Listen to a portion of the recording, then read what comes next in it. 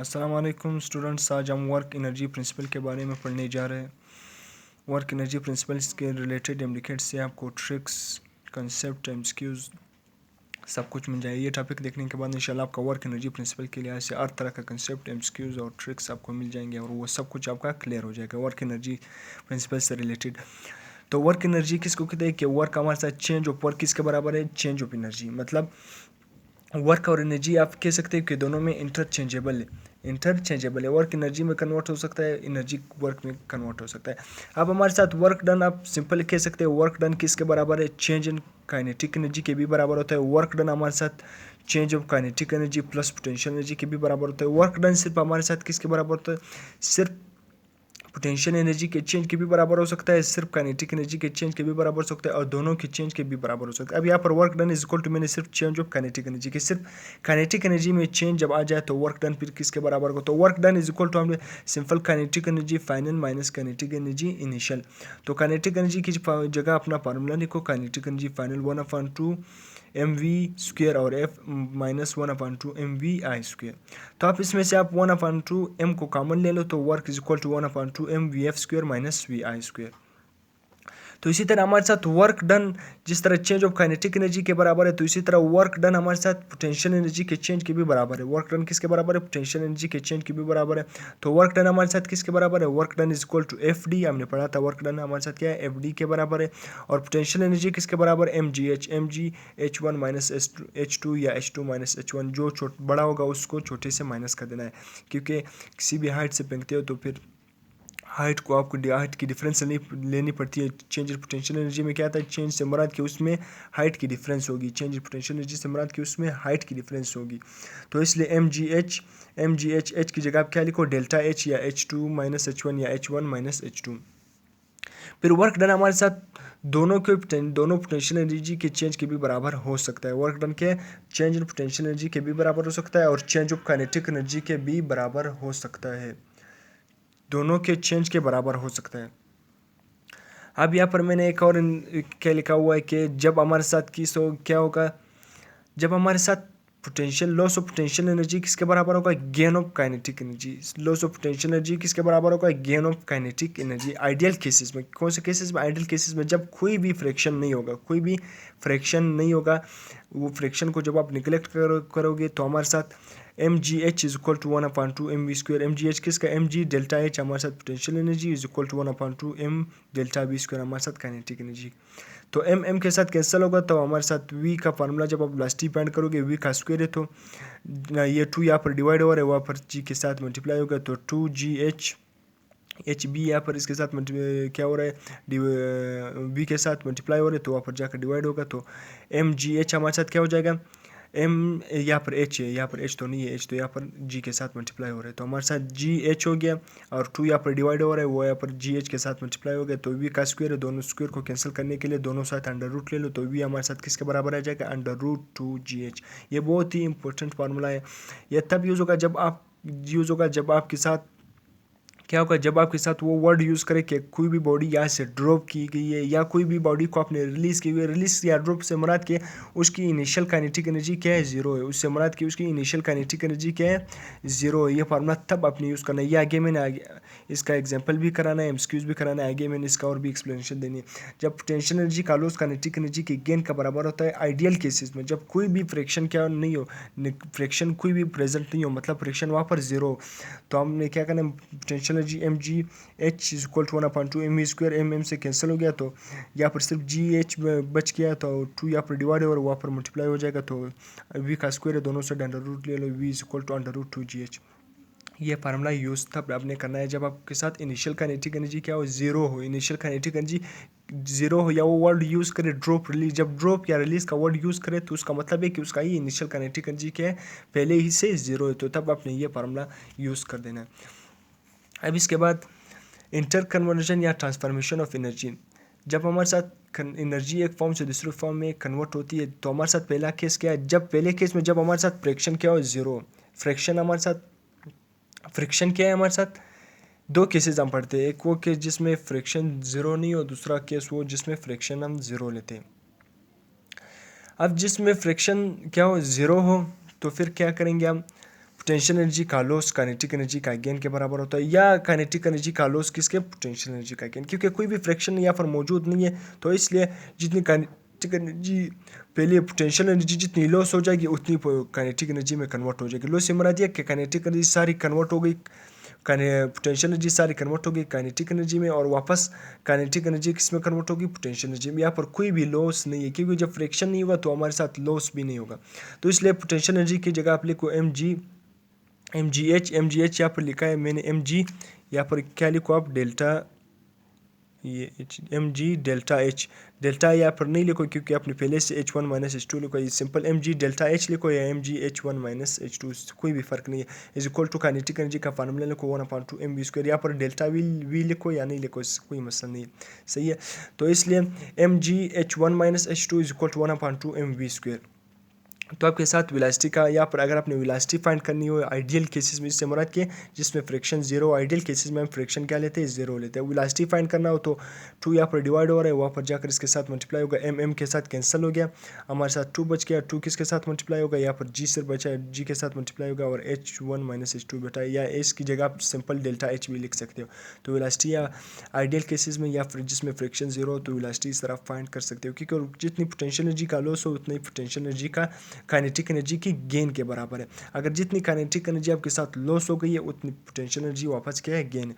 तो आपने velocity find करना हो तो इसलिए velocity is equal to G H या डेल्टा एच से, 2gh या डेल्टा एच आप इस तरह यूज़ कर सकते हो। जिस तरह मैंने अभी इस यहाँ पर बताया कि आइडियल केसेस में जब आपके साथ वो वर्ल्ड ड्रॉप का यूज़ करे, रिलीज़ का वर्ड करे, तो हमने कौन सा फार्मूला लगाना है, ये वाला। इसी तरह यही केस मैंने अभी ये इधर एक्सप्लेन करके क्या कि जब आपके साथ ideal case of fraction zero हो तब आपने कौन सा फार्मूला लेंगे, इसको आप सिंपल इस तरह भी लिख सकते हो, v is equal to two G H या डेल्टा एच। जब हाइट में चेंज आ रहा हो तो आपने डेल्टा एच लिखना है, जब हाइट में चेंज ना हो तो सिर्फ एच लिखना है। फिर मैंने यहाँ पर लिखा हुआ इसी तरह जिसमें आइडियल केसेस जिस तरह पोटेंशियल एनर्जी का लॉस काइनेटिक एनर्जी के गेन के बराबर है, इसी तरह हमारे साथ ग्रेविटेशनल पोटेंशियल एनर्जी का किसके बराबर होता है, हमारे साथ elastic potential energy. Gravitational potential energy किसके बराबर है, हमारे साथ elastic potential energy. Gravitational potential energy किस में कन्वर्ट होती है, ग्रेविटेशनल पोटेंशियल एनर्जी हमारे साथ वही जो हार्ट की वजह से होती है उसकी फार्मूला भी हमारे साथ mgh। और इलास्टिक पोटेंशियल एनर्जी वो एनर्जी है जो हमारे साथ स्प्रिंग में प्रेजेंट होती है, उसका फार्मूला क्या है, 1/2 kx², सही है। आपने अगर x मालूम करना हो, सही है, x मालूम करना हो तो सही है, वो हमारे साथ यहाँ पर k 2 यहाँ पर डिवाइड हो रहा है, 2 यहाँ पर डिवाइड हो रहा है तो यहाँ पर इसके साथ मल्टीप्लाई हो जाएगा, 2gh हो जाएगा, k यहाँ पर मल्टीप्लाई होगा तो यहाँ पर आकर डिवाइड हो जाएगा। तो दोनों साइड यहाँ पर स्क्वायर है, दोनों साइड अंडर रूट ले लो तो हमारे साथ कैंसिल होगा, जो under root 2gh divided by k। तो आप इस तरह x भी फाइंड कर सकते हो हमारे साथ। एक से मुराद इलास्टिसिटी यहाँ पर फाइंड कर सकते हो, सही है, स्प्रिंग में। तो इसलिए ग्रेविटेशनल पोटेंशियल अक्सर केस किसका आता है, पोटेंशियल एनर्जी और काइनेटिक एनर्जी का। इसका elastic gravitational energy is equal to elastic potential energy, इसका केस बहुत दिखा आता है, इसलिए मैंने वैसे आपके लिए यहाँ पर लिखा हुआ है ताकि कोई भी पॉइंट मिस ना हो, सही। इसके बाद हमारे साथ वो केस जिसमें हमारे साथ फ्रिक्शन क्या हो, फ्रिक्शन हमारे साथ क्या हो, नॉट जीरो, मतलब वहाँ पर फ्रिक्शन मौजूद होगा, तब हमारे साथ पोटेंशियल एनर्जी का लॉस किसके बराबर होगा, काइनेटिक एनर्जी के गेन के बराबर होगा, मगर कुछ वर्क डन अगेंस्ट फ्रिक्शन भी होगा, वर्क डन अगेंस्ट फ्रिक्शन होगी, क्योंकि फ्रिक्शन जब जहाँ पर फ्रिक्शन मौजूद होगा तो वहाँ पर हमारे साथ लॉस भी होगी, वहाँ पर क्या होगी, लॉस होगी, तो हमारे साथ वहाँ पर लॉस होगी। तो अपने वर्क डन अगेंस्ट फ्रिक्शन, तो पोटेंशियल एनर्जी हमारे साथ किसके बराबर है, mgh, kinetic energy 1/2 mv² plus work done against friction. Work done against friction होगा तो हमारे साथ वर्क डन का फार्मूला लिखो FD। तो यहाँ पर अगेन अगर आपने वेलोसिटी फाइंड करना हो तो वेलोसिटी को फाइंड उसको आपने अरेंज करके, तो यहाँ पर 2 डिवाइड हो रहा है, यहाँ पर इसके साथ मल्टीप्लाई हो जाएगा, mm के साथ कैंसिल हो गया तो 2gh यहाँ पर ये यहाँ पर प्लस हो रहा है तो यहाँ पर माइनस हो जाएगा 2gh। फिर आपने क्या करना, माइनस FD, m यहाँ पर इसके यहाँ पर क्या हो गया, m यहाँ पर क्या है, mm इसके साथ आपने कैंसिल नहीं किया, अगर आप कैंसिल करते हो तो mm कैंसिल भी हो सकता है, सही है, कोई मसला नहीं, आप mm को कैंसिल भी कर सकते हो या अगर नहीं करते हो आपकी मर्जी है, सही है। फिर आप वैल्यू पुट करो, वहाँ पर भी कैंसिल होता है, यहाँ पर भी mm कैंसिल हो रहा है, तो आप mm को डायरेक्ट कैंसिल कर दो, भी कैंसिल कर दो, भी कोई मसला नहीं है, सही है। या इस मेले को फार्मूले में। तो इस तरह वेलोसिटी को, अब इस इक्वेशन को अपने जहन में बिठाना है। इस तरह भी सिर्फ सिंपल एमसीक्यूज पूछ सकता है। जब फ्रिक्शन जीरो नहीं होता हमारे साथ पोटेंशियल एनर्जी का लॉस किसके बराबर है, काइनेटिक एनर्जी के गेन के बराबर है, और plus work done against friction. यहाँ पर आपके साथ माइनस दे सकता है, प्लस दे सकता है।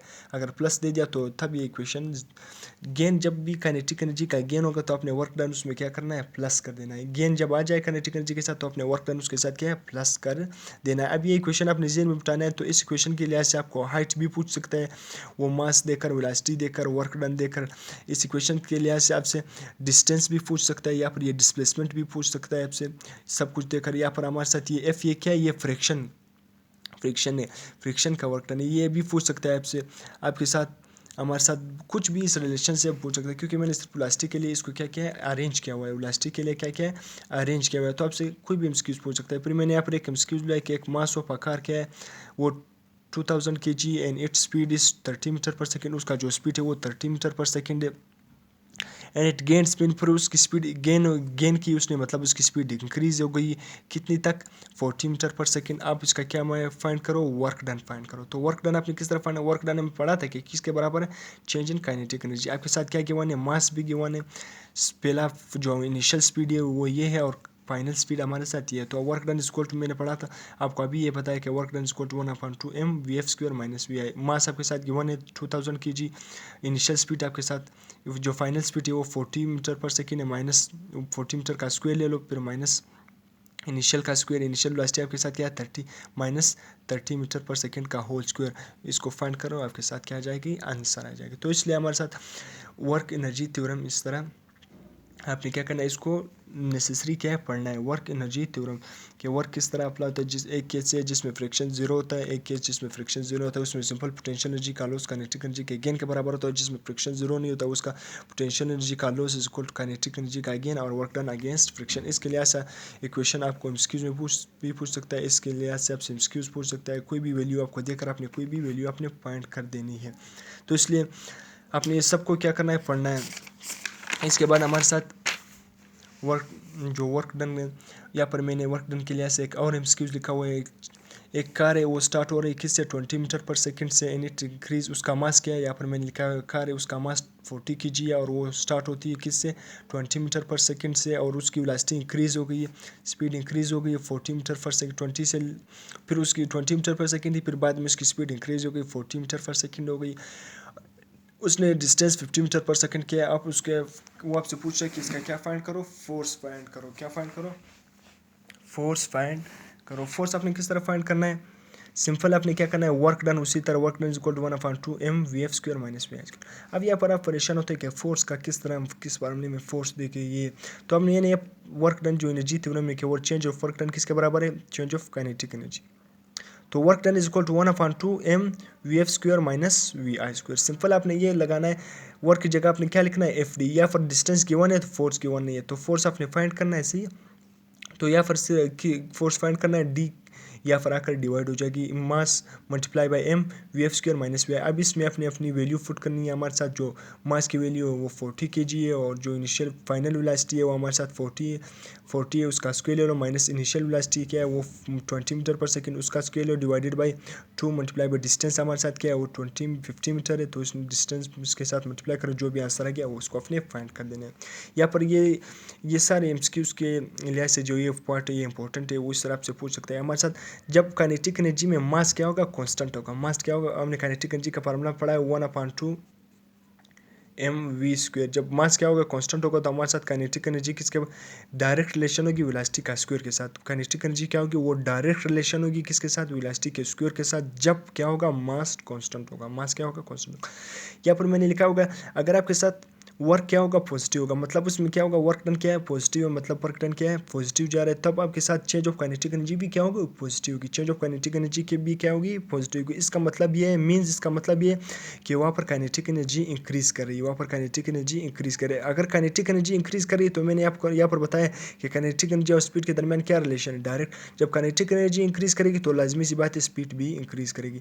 जब भी change of kinetic energy positive आएगा तो उसका मतलब यह है कि वर्क डन वहाँ पर क्या है, पॉजिटिव है। है।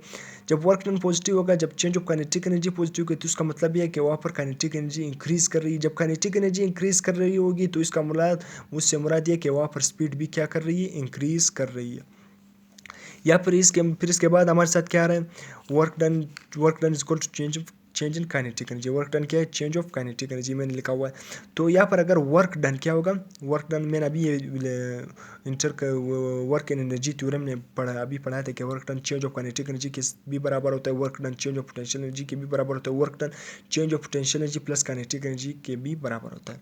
तो वर्क डन क्या होगा, अगर वर्क डन आपके साथ नेगेटिव होगा, वर्क डन नेगेटिव से मुराद के वहाँ पर kinetic energy, change of kinetic energy क्या है, नेगेटिव हो।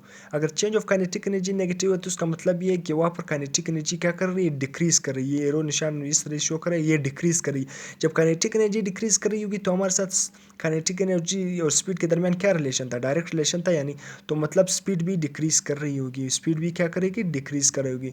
When work done is zero, जब वर्क डन आपके साथ क्या होगा, जीरो होगा। मैंने पहले यहाँ पर क्या बताया, जब वर्क डन नेगेटिव होगा तो इसका मतलब ये है कि यहाँ पर चेंज ऑफ काइनेटिक एनर्जी हमारे साथ क्या होगी, नेगेटिव होगी। जब change of kinetic energy negative होगी तो हमारे साथ वर्क डन लाजमी सी बात है नेगेटिव होगा। जब वर्क डन नेगेटिव होगा तो change of kinetic energy negative होगी, तो मतलब काइनेटिक एनर्जी डिक्रीज कर रही है। जब काइनेटिक एनर्जी डिक्रीज कर रही होगी तो स्पीड भी क्या करेगी, डिक्रीज करेगी। तो आपके साथ एमसीक्यूज में कोई भी पूछ सकता है कि when work done is negative then will be change of kinetic energy is positive, speed decreasing increasing, kinetic energy increasing decreasing. तो अपने इसके लिए लिहाज से लाजमी लेना। तो याद करना है तो हम सबको क्या करना है, एक साथ रिलेट कर देना है, पढ़ना है, रिलेटिव स्टडी करना है, तो अब आपके साथ कोई भी चीज़ नहीं भूल जाएगी। जब हमारे साथ वर्क डन क्या होगा, जीरो होगा। वर्क डन जीरो होगा तो उसका मतलब ये है कि चेंज इन काइनेटिक एनर्जी भी क्या होगी, जीरो होगी। वर्क डन जीरो तो चेंज इन काइनेटिक एनर्जी भी जीरो। तो मैंने पढ़ाया था कि वर्क डन किसके बराबर है, kinetic energy, change of kinetic energy के बराबर है। जब चेंज ऑफ पोटेंशियल एनर्जी के बराबर है और टोटल एनर्जी के भी बराबर है, पोटेंशियल एनर्जी और काइनेटिक एनर्जी। वो आपकी सिचुएशन पर डिपेंड करता है कि वहाँ पर सिर्फ काइनेटिक एनर्जी चेंज हो रही है या वहाँ पर सिर्फ पोटेंशियल एनर्जी चेंज हो रही है, या वहाँ पर जिस सिचुएशन में वर्क डन करे वहाँ पर दोनों एनर्जी चेंज हो रही है। तो वहाँ पर सिचुएशन पर डिपेंड करता है। तो जब हमारे साथ वर्क डन जीरो होगा तो उसका मतलब चेंज इन काइनेटिक एनर्जी भी क्या होगी, जीरो होगी। चेंज ऑफ काइनेटिक एनर्जी भी क्या होगी, जीरो होगी। चेंज ऑफ काइनेटिक हमारे बुक में जो भी केसेस है वो अक्सर किसका है, वर्क डन हमारे साथ चेंज ऑफ काइनेटिक एनर्जी के बराबर है। वहाँ पर सिर्फ काइनेटिक एनर्जी का चेंज आ रहा है। जब वर्क डन हमारे साथ जीरो होगा तो उसका मतलब काइनेटिक एनर्जी का चेंज भी जीरो होगा। जब काइनेटिक एनर्जी का चेंज जीरो होगा तो उसका मतलब ये है कि काइनेटिक एनर्जी क्या है, कांस्टेंट है। चेंज तो जीरो होगा मगर काइनेटिक एनर्जी क्या होगी, कांस्टेंट होगी। काइनेटिक एनर्जी से मुराद कांस्टेंट ये है कि जितनी पहले थी बाद में भी वही होगी। जब आप उसका अगर पहले 10 जूल काइनेटिक एनर्जी थी, बाद में भी क्या होगी, 10 जूल होगी। मतलब आप इसका चेंज निकालोगे तो 10 - 10 जीरो होगी। चेंज जीरो होगी मगर काइनेटिक एनर्जी क्या होगी, कांस्टेंट होगी। जब काइनेटिक एनर्जी कांस्टेंट होगी तो दूसरा चीज़ लाजमी बात है, क्या कांस्टेंट होगी, स्पीड भी क्या होगी, कांस्टेंट होगी।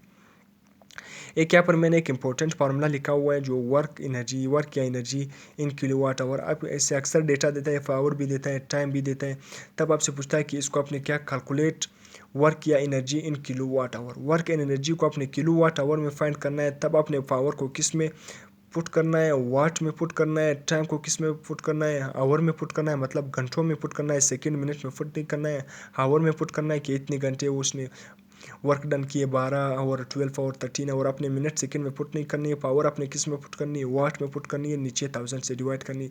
जो भी आंसर आ जाएगा वो हमारे साथ एनर्जी या वर्क किस में होगी, किलोवाट आवर में होगी। वहाँ पर एनर्जी वो या वर्क और एनर्जी किस में होगी, किलोवाट आवर में होगी। सही है।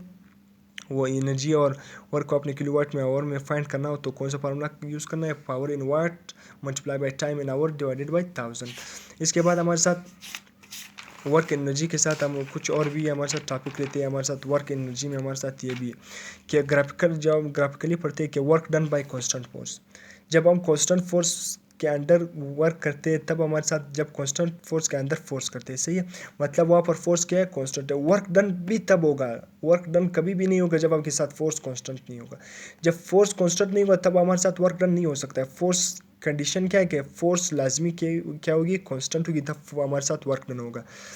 जब हमारे साथ फोर्स और डिस्प्लेसमेंट पैरेलल होगा तो फिर हम सिंपली क्या लगाते हैं, फार्मूला एफ और डी, क्योंकि दोनों पैरेलल है, एंगल क्या है 0 है, कोस 0 किसके बराबर है 1 है। जब दोनों क्या होगा पैरेलल को तो लाजमी सी बात है कोस 0 1 के बराबर है, तो हम फिर हम क्या लिखते हैं, work done is equal to F D. वहाँ पर एंगल मेंशन नहीं करते क्योंकि दोनों पैरेलल। अगर दोनों पैरेलल नहीं है, एफ डी दोनों नॉट पैरेलल नहीं है, तब हम क्या लिखते हैं, एफ के साथ एंगल मेंशन करते हैं, क्योंकि पैरेलल नहीं है वहाँ पर कोई भी एंगल आ सकता है, 30 40 50 कुछ भी एंगल आ सकते हैं। तो इसलिए फिर हम वर्क डन को किस लिखते हैं, F d cos theta, F cos theta D. क्यों एंगल मेंशन करते हैं, क्योंकि एंगल हमको पता नहीं है कि पैरेलल नहीं है, कोई भी एंगल आ सकता है। यहाँ पर वर्क डन में हमको पता है कि वर्क डन जो पहले केस में वहाँ पर पैरेलल है, जब पैरेलल होगा तो वहाँ पर एंगल क्या होगा 0 होगा, कोस 0 किसके बराबर है 1 के बराबर है, तो वो work is equal to F D. इसलिए हम एंगल मेंशन नहीं करते, यहाँ पर पैरेलल नहीं है तो इसलिए यहाँ पर कोई भी एंगल आ सकता है। मगर work done by variable force, आपने क्या होगा, जब फोर्स वेरिएबल हो रहा, जब फोर्स वेरी कर रहा होगा तब आपने मैंने कह दिया तो वर्क डन हम फाइंड नहीं कर सकते। तो फिर आपने जो ये एरिया है उसको आपने क्या करना है, स्मॉल पिचेस में कन्वर्ट कर देना है, स्मॉल पिचेस में कन्वर्ट कर देना है। इस तरह कन्वर्ट कर देना है कि हर पेज में वर्क डन क्या है, कांस्टेंट है। वर्क डन क्या है, कांस्टेंट। जब वर्क डन हर पेज में कांस्टेंट आएगा तब आपने फिर उसको तमाम को एड अप करके कैलकुलेट कर देना है। यहाँ पर formula work done is equal to limit i किसके बराबर है 1, फिर n f i cos theta delta i से मुराद मतलब जो डिस्टेंस आपने पिचेस में कन्वर्ट कर दें, वो जो भी चेंज उसमें आ रहा होगा उसको आपने ऐड कर देना है। सी फिर वर्क डन इस तरह कैलकुलेट कर देना है, उस जो एरिया को उसको अपने स्मॉल पिचेस में कन्वर्ट कर देना है। इस तरह कन्वर्ट करने के वो हर पेज में क्या है, हर एरिया में जिस तरह मैंने यहाँ पर कन्वर्ट कर दिया है, तो बड़े बड़े अपने इस तरह स्मॉल पिचेस में कन्वर्ट कर देने के वो हर एरिया में वर्क डन कॉन्स्टेंट है। वर्क डन क्या हो, जब वर्क डन हर एरिया में कॉन्स्टेंट होगा तब फोर्स भी हर एरिया में क्या होगा, वो जब हमारे साथ क्या होगा, फोर्स भी हर एरिया में क्या होगा, कांस्टेंट होगा। जब फोर्स भी कांस्टेंट हो जाएगा हमारे साथ हर एरिया में, तो हमारे साथ फिर वर्क डन आपने क्या करना है, कैलकुलेट कर देना है। फिर यहाँ पर क्या है, कंजर्वेटिव फोर्स, फिर यहाँ पर कंजर्वेटिव फोर्स, दूसरा क्या है, नॉन कंजर्वेटिव फोर्स। अब कंजर्वेटिव फोर्स से मुराद वो फोर्स जो work done is independent of path. अगर आप कंजर्वेटिव फोर्स की बात करोगे तो वो तो वर्क डन वहाँ पर पाथ पे डिपेंड नहीं करेगी, चाहे वो आप मर्जी जिस तरह पाथ इख्तियार करें। यहाँ पर मैं एग्जांपल दे रहा हूँ, ये इनिशियल पॉइंट, ये वहाँ पर इनिशियल और फाइनल, आप यहाँ से यहाँ तक ये पॉइंट है, यहाँ से यहाँ तक आ जाओ, इस तरह आ जाओ, या आप इस तरह आ जाओ, या आप इस तरह आ जाओ, या आपकी पाथ पर डिपेंड नहीं करता है, सिर्फ आपकी इनिशियल और फाइनल पॉइंट क्या, आपकी इनिशियल और फाइनल पॉइंट क्या है उस पर डिपेंड करता है। कंजर्वेटिव फोर्स आपकी पाथ पर डिपेंड नहीं करता कि आप इस तरह आए हो या सीधा डायरेक्ट आए हो या इस साइड से आए हो, पाथ पे डिपेंड नहीं करता है कंजर्वेटिव फोर्स। फिर work done in a close, conservative force में जब वर्क डन आप क्लोज पाथ में करोगे तब क्या होगा, वर्क डन 0 होगा। क्लोज पाथ में कंजर्वेटिव फोर्स की बात कर रहा हूँ, वर्क डन क्लोज पाथ में क्या होगा, 0 होगा। एग्जाम्पल आपके पास क्या है, ग्रेविटेशनल फील्ड, आपके साथ क्या है, इलेक्ट्रिक फोर्स। फिर मैंने एक और एग्जांपल यहाँ पर लिखा हुआ, ये हमारे साथ एक बॉडी है, ये एक हाइट है, ये इनिशियल पॉइंट ये और ये फाइनल पॉइंट है, मतलब ये एक पॉइंट है, अपने एक पॉइंट सेट किया हुआ। अब अगर आप यहाँ से इस तरह हो गए या इस तरह हो गए या सीधा हो गए इस तरह हो गए, तो work done conservative force path पे डिपेंड नहीं करती, वो सिर्फ इनिशियल और फाइनल पॉइंट पे डिपेंड करती है। इनिशियल और फाइनल पॉइंट दोनों का सेम है, इस पाथ का भी इनिशियल पॉइंट, इसका भी सबका इनिशियल पॉइंट और फाइनल पॉइंट सेम है, तो पाथ जिस तरह भी हो उस पर डिपेंड नहीं करता। नॉन कंजर्वेटिव फोर्स वो फोर्स जिसमें वर्क डन क्या है, work done is independent of path. Work done हमारे साथ क्या है, पाथ पे इंडिपेंडेंट है। इस तरह यहाँ पर भी कंजर्वेटिव नॉन कंजर्वेटिव फोर्स में भी वर्क डन हमारे साथ पाथ पे डिपेंड नहीं करता, मगर क्लोज पाथ में वर्क डन क्या होगा, is non zero. Close path में हमारे साथ वर्क डन 0 कभी भी नहीं होगा। नॉन कंजर्वेटिव फोर्स में पाथ पे तो डिपेंड नहीं करेगा, मगर क्लोज पाथ में उसका वर्क डन क्या होगा, नॉन जीरो होगा, मतलब वहाँ पर 0 नहीं होगा। जिस तरह फ्रिक्शनल फोर्स है हमारे साथ, टेंशन हो गया, रॉकेट प्रपोर्शन, और भी बहुत सारे एग्जाम्पल है। यहाँ पर मैंने ग्रेविटेशनल फोर्स की एग्जांपल दी हुई, जो work done in gravitational field is independent of path. अब यहाँ पर मैं लिखा हुआ, अगर आप यहाँ से इस तरह जाओगे या इस तरह जाओगे, इस तरह या इस तमाम क्लोज पाथ में वर्क डन क्या होगा, 0 होगा। क्लोज पाथ में क्या होगा, वर्क डन 0 होगा। जब आप यहाँ से जाओगे तो आप ग्रेविटी के अगेंस्ट जा रहे हो, ऊपर जा रहे हो, ग्रेविटी के अगेंस्ट जा रहे हो, तो आपने क्या करना है, -mg वर्क डन आपका पोटेंशियल जो वर्क डन -mg होगा। फिर आप यहाँ से यहाँ जा रहे हो, यहाँ से यहाँ जा, तो हमारे साथ क्या होगा, यहाँ पर एंगल क्या है, 90 बन रहे हैं। जब एंगल 90 बन रहे हैं तो वर्क डन क्या होगा, 0 होगा। इसी के पैरेलल भी 0 होगा, यहाँ पर कोई आपके साथ एंगल 0 होगा। तो यहाँ पर आप जब नीचे आ रहे होगे, यहाँ से नीचे आ रहे होगे, तो वर्क डन क्या है, वर्क डन आप कर रहे हो पॉजिटिव ग्रेविटी के पैरेलल, ग्रेविटी के अगेंस्ट नहीं जा रहे हो, ग्रेविटी के इन पैरेलल जा रहे हो, तो हमारे साथ वर्क डन जो होगा वो पॉजिटिव होगा, तो अपनी सिंपल प्लस कर देना है। वर्क डन टोटल यहाँ पर 0 + 2 0 हो गए, +mg -mg +mg -mg के साथ कैंसिल, तो वर्क डन क्या है, 0। तो इसलिए ग्रेविटेशनल फील्ड में work done total work done हमारे साथ क्या है, ज़ीरो इन ग्रेविटेशनल फील्ड। मैंने कहा था कि पाथ पे डिपेंड नहीं करता है, वो क्लोज पाथ में हमारे साथ जो कंजर्वेटिव फोर्स में ग्रेविटेशनल फोर्स है, कंजर्वेटिव फोर्स है, वहाँ पर क्लोज पाथ में हमारे साथ वर्क डन क्या है, ज़ीरो। इसी तरह एफ और डी जब आपके साथ जनरली एक एमसीक्यूज पूछे कि work done in a close path, आपसे पूछे कि इसमें वर्क डन फाइंड करो, एमसीक्यूज में पूछा जाए, तो इसी तरह जनरली एफ डी ग्राफ में भी जब आप क्लोज पाथ में वर्क डन फाइंड करोगे तब भी आपके साथ क्या होगा, वर्क डन क्या होगा, ज़ीरो होगा। जनरली एक्सक्यूज इस तरह पूछे कि एफ और डी के क्लोज पाथ आपको दे दे कि इसमें वर्क डन फाइंड करो, तब भी आपके साथ वर्क डन क्या होगा, ज़ीरो होगा। वर्क डन क्या होगा, ज़ीरो होगा। तो यह आज हमारा वर्क और एनर्जी का थर्ड लेक्चर था। तो इसके बाद अभी फोर्थ लेक्चर भी आने वाला है वर्क एंड एनर्जी पर, फिर इंशाल्लाह वर्क और एनर्जी का लेक्चर क्या हो जाएंगे, कंप्लीट हो जाएंगे। इस तरह वीडियो को लास्ट तक देखना, इंशाल्लाह आपका हर तरह कंसेप्ट क्लियर हो जाएगा। इस वीडियो में आपने देख भी लिया, कंसेप्ट अभी क्लियर भी होगा, तो इसलिए वीडियो को लाइक कर देना है, शेयर भी कर देना है, कमेंट भी करना है। सही है। टिल देन अल्लाह हाफिज़।